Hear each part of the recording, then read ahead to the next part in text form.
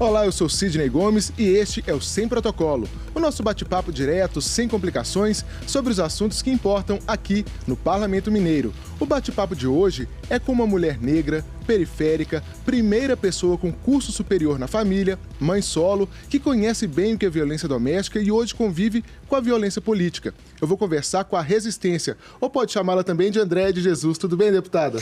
Tudo bem, obrigado pelo convite e estamos à disposição. Deputada, eu tenho outros predicados seus aqui, ó. Deputada reeleita, professora, advogada popular, presidenta das comissões como da Mulher e de Direitos Humanos e ainda dá um colorido especial aqui à Assembleia, né, com sua negritude, um visual que chama atenção, assim, pelo bom gosto, que deveria ser algo natural, mas a senhora chegou aqui e viu que não é, né, deputada? Não é natural as mulheres negras têm espaço de poder e a Assembleia Legislativa é um espaço, uma estrutura que também precisa de ter esses corpos aqui para a gente mudar não só o cenário, mas também mexer com a estrutura, né? A senhora já está no segundo mandato, acha que conseguiu mudar um pouco essa estrutura de coisas aqui ou falta muito?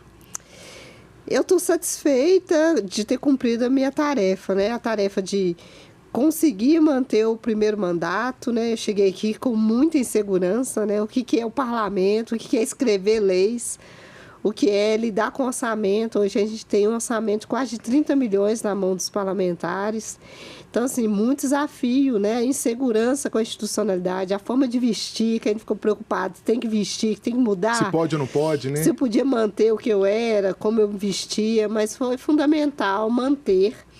E hoje eu tenho mais de segurança, então eu acho que sim, estou mudando as estruturas. E a senhora tem noção, tem consciência assim, do impacto que a senhora causou para outras pessoas aqui dentro, como servidores, trabalhadores terceirizados? Demais, assim, é lógico, a gente sempre surpreende, né?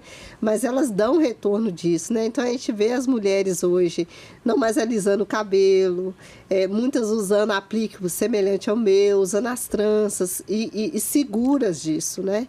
E elas dão esse feedback, né? Dizendo da importância de vestir colorido, de não ter restrição. Hoje mesmo eu fui passar o batom aqui, pode vermelho? Pode, a gente pode usar a cor que a gente quiser. E isso já foi um tabu para nós negros e negras. E agora, invertendo a questão, como você viu a Assembleia assim, quando chegou? Qual foi seu primeiro impacto, a primeira impressão? Um luxo, né? Eu falei, nossa, muito diferente da rotina, né? Eu sou militante de esquerda, então estava acostumada a lidar com as pessoas do território. E aí chegar aqui, os bancos, as cadeiras, o microfone, o protocolo, né? Que a gente está aqui sem protocolo, mas tem protocolo para tudo. Então, é um mundo muito diferente da rotina da gente, da forma de falar. Mas eu fui muito bem acolhida e, inclusive, continuo sendo muito bem acolhida pelos servidores da casa, assim. Ô, deputada, eu já ouvi você falando dessa questão da sua chegada aqui, vindo da periferia, vindo com toda a sua vivência e se deparar, por exemplo, com um elevador privativo. Foi, né? Cheguei a comentar sobre isso, virou até matéria de uma grande revista. De fato, assim, o que é ter uma... Porque eu fui empregada doméstica há muitos anos, né? E empregada doméstica eu uso o elevador de serviço. Então, nem o elevador social. E aqui eu ficava olhando se é um elevador só para deputado, usa, não usa. E aí eu estou aprendendo, inclusive, com a terapia, né? Que é direito e que isso também mostra para as minhas, né? Que é possível a gente ocupar outros lugares, que é necessário que a gente ocupe e que é um exemplo, inclusive, para as servidoras da casa, né? Tem uma mulher negra da periferia que usa o elevador dos deputados como deputada, né? E como é que está essa questão da terapia? Eu também já vi você falando a respeito desse autocuidado que, para a maioria da população, isso não é acessível, né? E como é que foi sua descoberta da terapia, da psicanálise? Pois é. Isso é indicação até dos meus assessores. Eles falam assim, não, você tem que fazer terapia, isso ajuda. E também eu passei um período difícil aqui, né? Com as ameaças, desde que eu assumi a Comissão de Direitos Humanos. Foi aí que começou a terapia? Foi, que aí eu assumi mesmo a necessidade de buscar apoio psicológico para dar conta, para entender qual que era o meu papel. Eu ouvi da minha mãe falando assim, minha filha, troca de emprego, né? E explicar para ela que não é um emprego. Qual que era a minha missão. A gente pensa no parlamentar, mas tem também a família, né? Tem a família. A preocupação da mãe. Filhos. minha mãe, minhas irmãs, os vizinhos, porque a escolta policial ia para minha rua.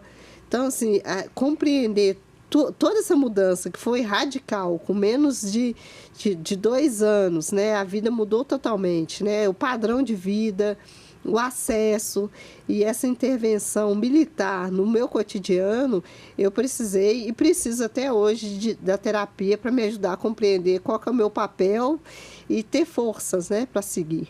E está ajudando? Está ajudando, está ajudando. A terapia ajuda. Ô, deputada, e na sua primeira eleição, você disse que foi para uma comemoração lá na Praça da Estação, que era para meio que celebrar a vitória da Aura Carolina. A senhora não estava nem esperando ser eleita e foi eleita, e falou que ali caiu uma ficha na hora de pegar um ônibus. Como é que foi isso? Pois é, isso sempre me emociona, né? Eu entrei para a tarefa, assim, numa campanha coletiva, então a nossa meta era eleger a Áurea, mulher negra, e a gente queria ter uma mulher negra na Câmara Federal, com pautas que eram importantes, o posicionamento dela lá, por exemplo, que era a redução da maioridade penal. E eu lembro muito de ter dito para a Áurea, eu quero que você seja deputada para você dizer não para a redução da maioridade penal. E aí, ao participar, de me entregar tanto o resultado eleitoral, que eu também fui eleita, né? E aí, durante as comemorações, já era 11 da noite, e depois das 11 não tem ônibus, o 522, que é a integração que vai para Ribeirão das Neves, que passa pela Avenida dos Andrades, depois das 11 horas não tem, que é o hospitalar. E aí o pessoal falou assim, não, por que você vai embora? Você esqueceu de ser deputada, né? Agora você é eleita, né? Você pega um Uber, você pega um táxi, você pega um outro meio de transporte. E de fato, assim, não tinha caído a ficha. Eu falei, não, gente, às 11 eu tenho que voltar para casa, porque não tem ônibus depois. E aí pegou o ônibus? Não, aí acabamos ficando, né? Aí o partido falou, não, a gente banca, agora você não precisa mais de andar de ônibus. Mas é isso, né? Demora a cair a ficha. Deputada, só voltando um pouquinho, que você falou a respeito daquele tempo que você usava escolta policial, ainda está nesse nível ou já pôde dispensar? Então, a presença da escolta, como a gente andava com ela dentro do carro, né? Assim, controlando toda a agenda, a gente não tem mais. Mas a gente continua sendo monitorado pela Polícia Militar, então toda a agenda nossa, de alguma forma a polícia faz um monitoramento, aí tem o carro da polícia que acompanha, às vezes você chega no local, já tem o carro da polícia lá. Isso constrange um pouco, deputada? Você Demais, fica mal demais. com isso? Não só para mim, porque tem toda a rotina controlada, ao mesmo tempo a culpa não é sua, né? Não. É isso, a vítima é que paga por estar hoje sendo ameaçada e vivendo sob ameaça. Mas também para as pessoas que nos recebem, né? Então, nem todos os espaços a Polícia Militar chega de forma confortável. Nós estamos falando de favela, nós estamos falando de territórios que estão em conflito, entre eles, conflito fundiário, né, que é conflito de fazendeiro com o porceiro, com as pessoas que estão lá. Então, ainda é um desafio para a gente conciliar a atuação da Comissão de Direitos Humanos com a presença ostensiva da polícia, que ainda é uma realidade para muitos lugares que a gente precisa estar. E as ameaças continuam chegando ou já também teve um refresco em relação a isso? Ameaça não, mas a gente continua sendo xingado nas redes sociais, causando uma série de constrangimento, inclusive o crime de injúria, calúnia e difamação. Esse a gente continua denunciando, então todos eles viram inquérito. A gente tem mais de 80 inquéritos na Delegacia de Cibernéticos. Deputada, e lendo para conversar aqui com você, a gente vê uma trajetória com algumas violências, né? Passou pela violência doméstica que você viu em casa, a própria violência da desigualdade brasileira, passou pela violência do racismo e essa violência política que a gente acabou de tratar. A senhora vê que está tudo interligado, uma violência vai puxando a outra? O que Conceição Evaristo fala, né, é interseccional, né, a violência de classe que coloca os negros no subemprego, e aí trabalhar como doméstica, que aí não tem carteira assinada, que está ali como da família, mas é tratado pior do que um animal de estimação, né, a última a comer, o salário é menor do que o salário mínimo, não tem carteira assinada. Isso nós estamos falando de violência de classe, né, a classe estar pobre no Brasil está muito associado à questão de pele, então a maioria dos negros são pobres. Nem todo pobre é negro, mas a maioria dos negros são pobres. E a violência de gênero, né? E aí a violência contra as mulheres. Então, nós somos não só nos piores empregos, mas também sofre violência. E é isso, o pai bate mais nas meninas do que nos meninos. Os meninos acabam tendo mais liberdade para circular nas ruas do que as meninas. Então, a violência começa dentro de casa. E aí, o casamento, eu casei muito cedo, o casamento não deu certo, criei filhos sozinha.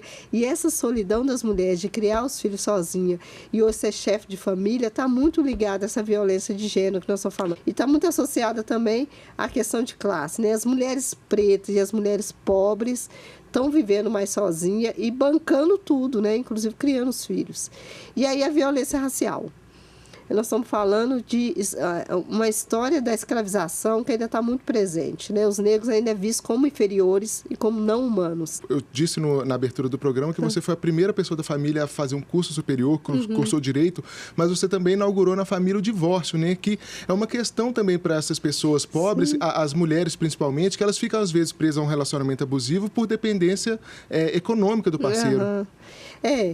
Eu não vivi violência doméstica no meu casamento, mas um casamento que não deu certo, casei muito nova, assim, então terminei o ensino médio e casei. Então, assim, o que eu estou falando de violência é nesse sentido, a gente é criada para formar família. Né? É como se você não tivesse outro projeto, você não pudesse ter outro projeto, né? Então, eu casei muito nova, o casamento difícil, e eu separei o Thiago ainda era pequeno. Thiago é seu filho? Thiago, meu filho. Hoje ele tem quantos anos? Ele tem 26 anos. Hoje é um advogado. Foi mãe muito nova também, formado, né? Graças a Deus. Que fui bom. Jovem. E, então, assim, também separar. E aí eu era muito cristã, católica, frequentava a igreja, ministra a Eucaristia. Então, assim, se você separar, você não pode comungar. Então, tem toda uma restrição social que para divorciar você tem que romper isso, né? Então, eu acho que alguns rompimentos na minha vida começam por aí, né? De ser livre, de criar o filho sozinha, de levar a vida hoje ao ponto de chegar a ser deputada, né? Disputar a eleição, algo também nunca esperado pela família. Deputada, você falou aí da terapia, que é um refúgio que você encontra para aguentar essas agruras que se passa aqui na vida no parlamento. E onde mais você encontra apoio? Aqui dentro, com colegas, na religião? Qual que é o seu refúgio? Eu acredito muito na coletividade, né? Então, assim, claro, tem colegas parlamentares, principalmente as mulheres, a gente tem buscado se fortalecer, independente de partido ou de campo político, a gente encontra nas mulheres espaço para discutir, para buscar força, mas principalmente no trabalho de base, é onde eu encontro religião, onde eu encontro a cultura e é onde eu encontro com meus pares, né? A maioria do povo negro vive na periferia, vive nas cidades mais afastadas da capital, e é com esse grupo que eu consigo, inclusive, buscar não só refúgio, mas eles estão sempre me reforçando a importância de eu continuar no parlamento, de eu continuar como deputada. Então, com gado, quilombo, as aldeias indígenas, as mães de santo, e é isso. A gente tem encontrado força também no trabalho de base. Como que foi essa transição, que você disse que era uma católica praticante, né, das pastorais, dos apostolados, houve uma transição e como foi essa transição, por exemplo, para as religiões de matriz africana? Pois é. Foi natural? Não foi natural. Foi natural, não foi? Mas as demandas dos povos tradicionais chegaram muito para a gente durante a campanha. Então, assim, a gente fazendo campanha, eu sou mulher negra, mas onde estavam os negros? Aí os negros estão encarcerados, estão se organizando em grupos culturais pouco reconhecido pela esquerda, pelos partidos. Então, durante a campanha, eu me aproximei muito desses grupos e depois de eleita. Então, aqui na Assembleia Legislativa, eu virei essa referência para esses grupos. E aí, cada vez mais, eles têm me ensinado, enquanto esses grupos não estão em partidos, mas estão extremamente organizados a nível político. Eles defendem uma tradição, eles defendem uma forma de viver e de fazer a cultura, mas também defende algo importante, que é a resistência negra pós-África, pós-Atlântico, né? Então, tem aqui pequenas Áfricas espalhadas no estado e é com eles que eu tenho aprendido e, inclusive, respeitando a religião o cristianismo, o catolicismo, mas também mais aberta para as outras formas de manifestação religiosas, né? A senhora citou que, às vezes, esses grupos são invisíveis até mesmo para a esquerda. Há um debate hoje, inclusive dentro do seu partido, do Partido dos Trabalhadores, uma ala que fala que a esquerda está ficando identitária demais. Como é que a senhora consegue transitar, assim, porque a senhora defende negros, mulheres, pessoas LGBTQIA+, população carcerária? O meu mandato optou a trabalhar com a luta antirracista. Então, é enfrentar o racismo e colocar o povo negro no orçamento, colocar os holofotes para as demandas negras. Mas a demanda do povo negro é de educação. Nós temos uma comissão de educação aqui na Assembleia, nós temos política de educação para ser discutida. A demanda do povo negro, das mulheres, dos LGBTs, é por acesso à saúde. Acesso a exame, acesso a tratamento de câncer. Então, assim, a dificuldade, e às vezes o que eu chamo de identitário, é de conversar com esse público específico, mas levando para eles demandas que são de todo mundo, de segurança pública. Alguém tem que fazer esse trabalho aqui também. Exatamente. E cada vez mais tem pessoas se aproximando, né? A pauta quilombola, que é a pauta de território, mas é também de acesso à saúde, de acesso à educação, com especificidade, né? Nós estamos falando de educação quilombola, nós precisamos de professor quilombola, nós precisamos de escola quilombola. Que entenda aquela realidade, pedagogia, né? Que respeite as tradições e que não apague a história do povo negro, mas as demandas deles são demandas que é de todo mundo. Nesse momento, a esquerda pode estar pecando no sentido de conversar, de perder um pouco o diálogo ali na base? Ou ainda não? Eu não acredito em pecado, mas eu acho que a política institucional está distante do povo. Eu estou aqui na Assembleia Legislativa, então todos os dias é um desafio para as redes sociais de falar assim, o que eu fiz aqui a semana toda? Hoje é quinta-feira. O que eu fiz na Comissão de Direitos Humanos? Por que é que o salário dos deputados é tão diferente do salário do povo? Então, assim, traduzir isso para o cotidiano das pessoas é um desafio. E como que a senhora responde isso? Quando as pessoas te questionam isso, o que falar para essas pessoas?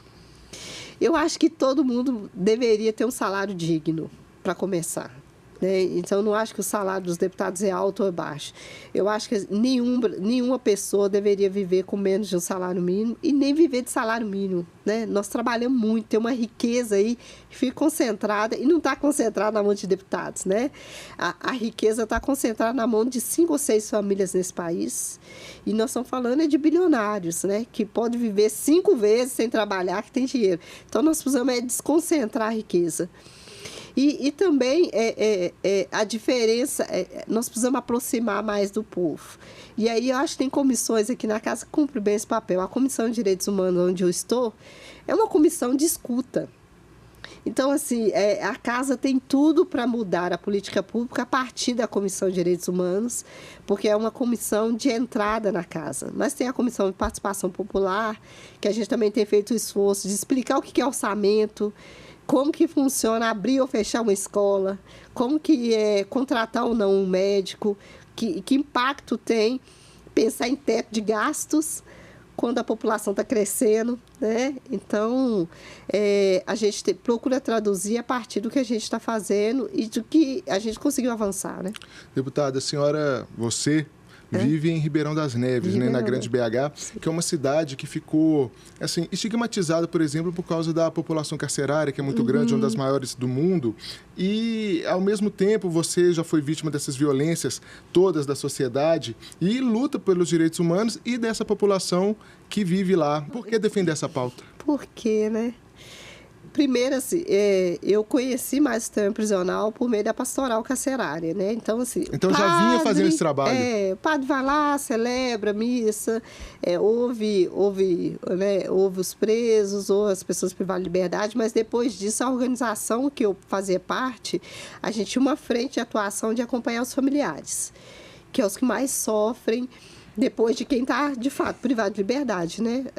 A dificuldade de fazer a visita, os maus tratos que sofrem, o estigma da sociedade, né, de achar que ter uma pessoa presa, a família toda é criminosa, né? Isso é um desafio. Não é uma pauta fácil, não, né? Não é, porque a sociedade carrega esse preconceito e a gente precisa lutar para...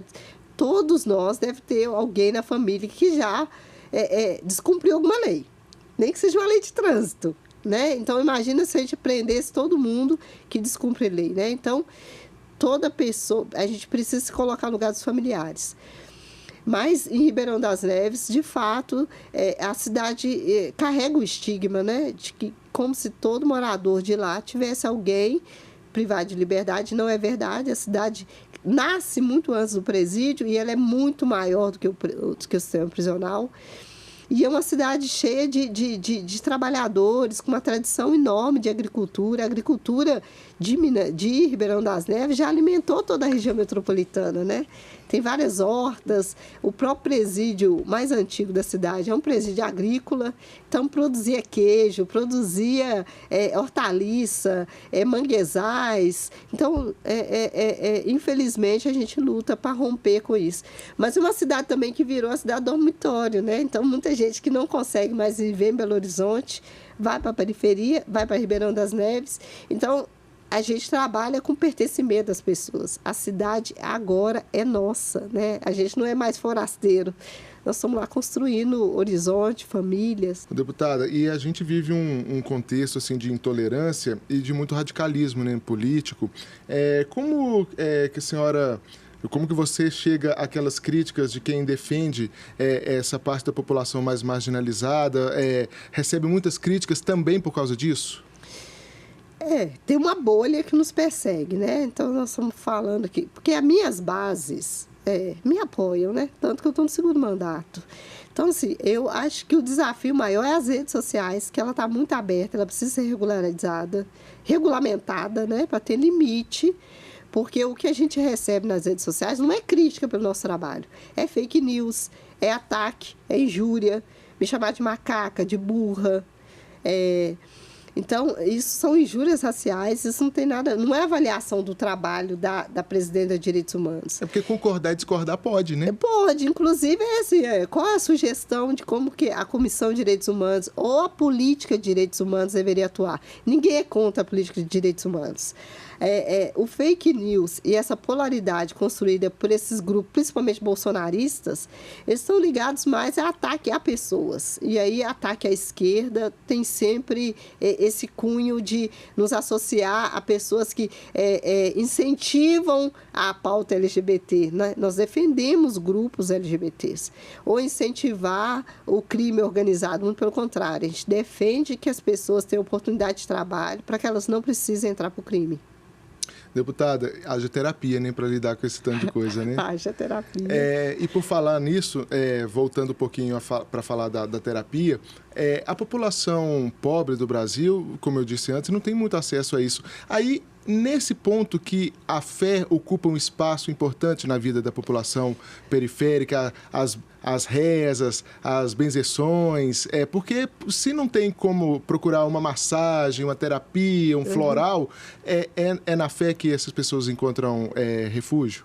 Sim, e acho importante você falar isso, né? Porque as igrejas pentecostais têm cumprido um papel fundamental na periferia, isso eu reconheço.